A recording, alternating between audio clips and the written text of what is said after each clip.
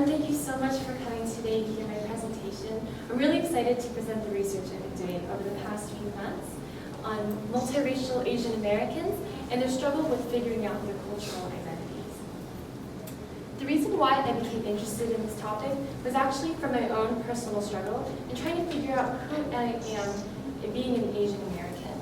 I was actually born in South Korea to a teen Korean birth mom and a biologically unidentified birth father.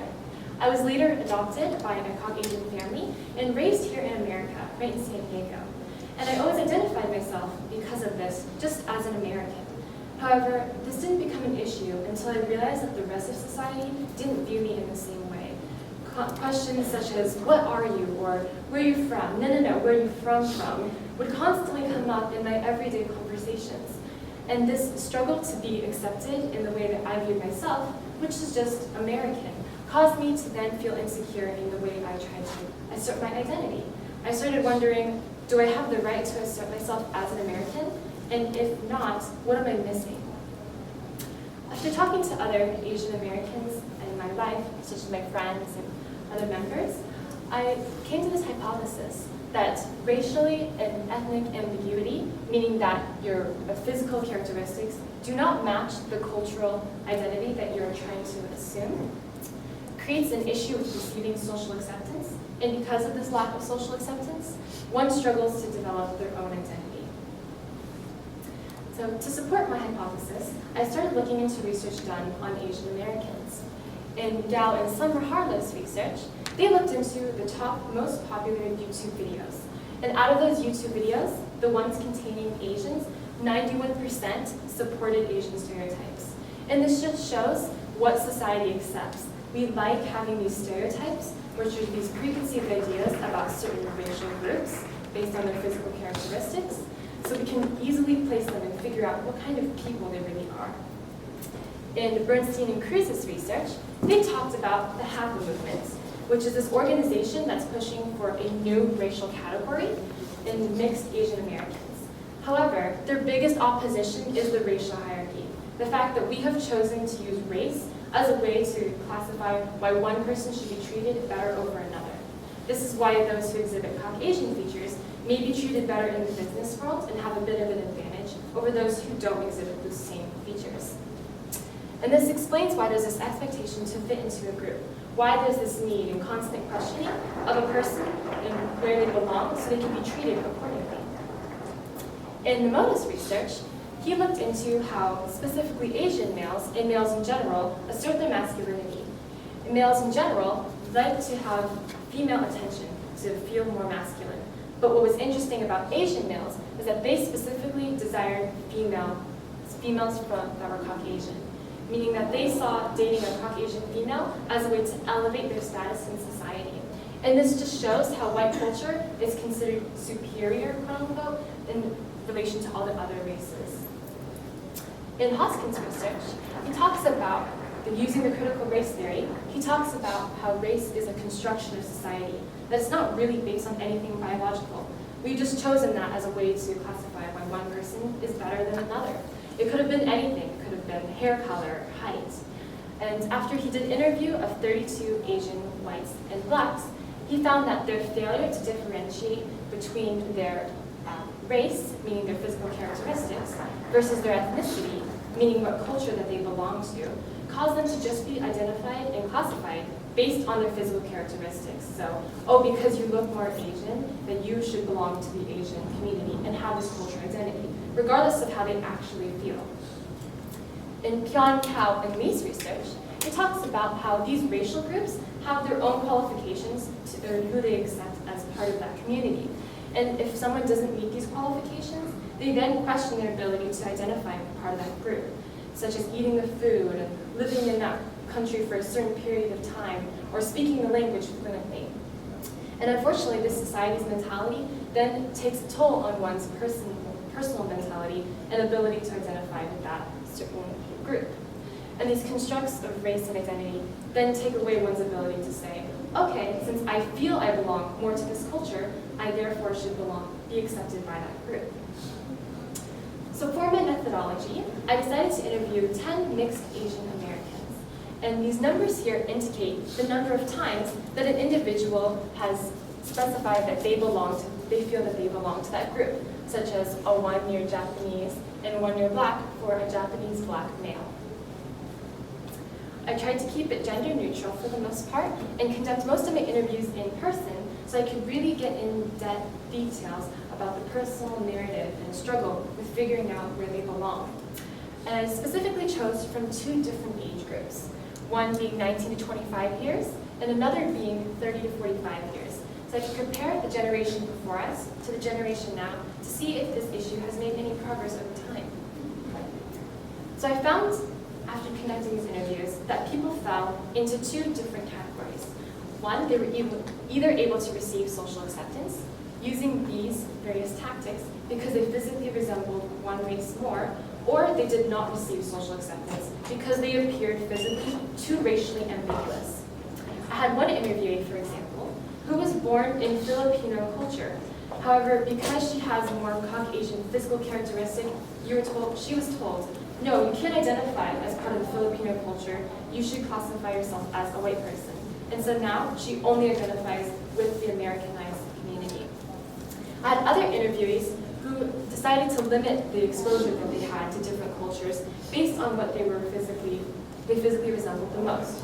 For example, I had a Japanese Black male who, because he looks more Black, only identified with the Black community and completely ignored his Japanese identity in order to avoid being rejected from that culture. I had other interviewees who actually were able to interchange their identities in order to accommodate to whatever situation that they were put in. For example, I had a Filipino white male who in the business world manipulates his white culture to get ahead, but then in his personal life takes advantage of his Filipino culture to connect to his family members. For the other group, who was not able to receive social acceptance, this was due to their racial ambiguity, meaning they couldn't pass off as clearly belonging in one group because of their physical characteristics, despite their efforts in trying to be accepted. I had some interviewees who, in the same way I was explaining to you guys, were told that they were not white enough to be considered American and are constantly questioned on a daily basis about their identity and where they really are from. In trying to be a racial minority, I had an interviewee who said, okay, since I can't be accepted as American because I look very Japanese, I will just try to be part of the Japanese community. She even moved back to her home country to try to receive that social acceptance. However, because she lacked those qualifications that I mentioned earlier, such as speaking the language and living in that country for a certain amount of time, she was seen as too Americanized to be accepted by that community and still left out. I only had one interviewee who was brave enough to do this. She tried to assume all of the identities that she belonged to, all the different cultures and races that she was made of. And unfortunately, in trying to spread herself so thin and try to be part of all of these groups, she felt no belonging anywhere. So unfortunately, the consequence of trying to receive this social acceptance and be a part of society takes a toll on their self-esteem, and they lose the ability to control their own cultural identity. For those who were accepted, they had to sacrifice a part of themselves in order to use these tactics to fit into one racial category.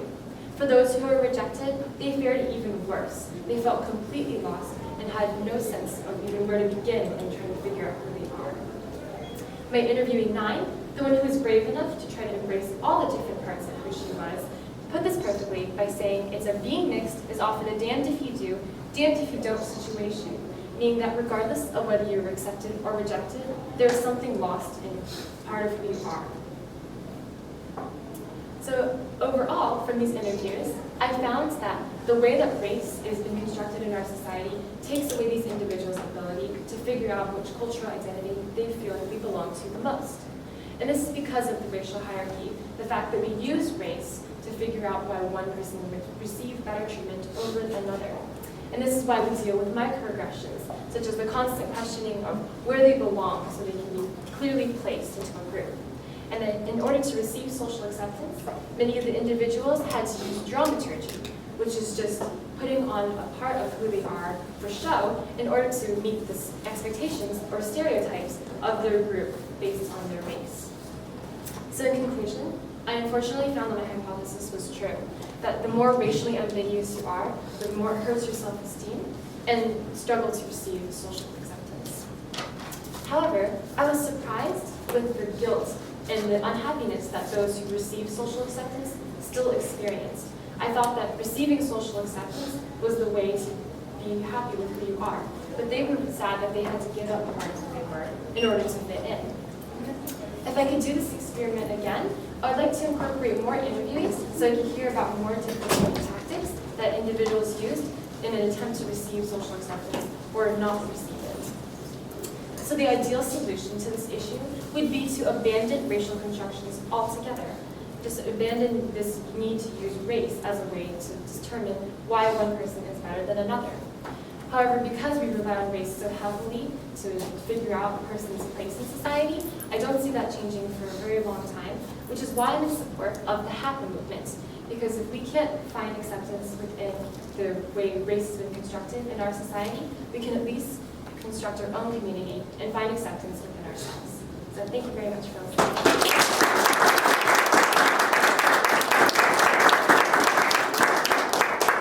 Okay, that wraps up Jamisyn's presentation, our second of 4 presentations, and we'll accept questions now, maybe 2 or 3, the time limit of 3 minutes.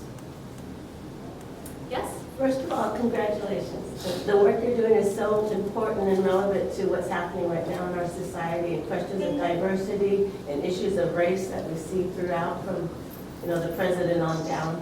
So it's just, it's so important, this work, and I'm glad to see the next generation of young people engaging in this kind of research. I was wondering, as a college student, and if you thought about, or maybe this is another level of your research, how this racial ambiguity might play out in students' lives on campus, and how that might be impacting their education.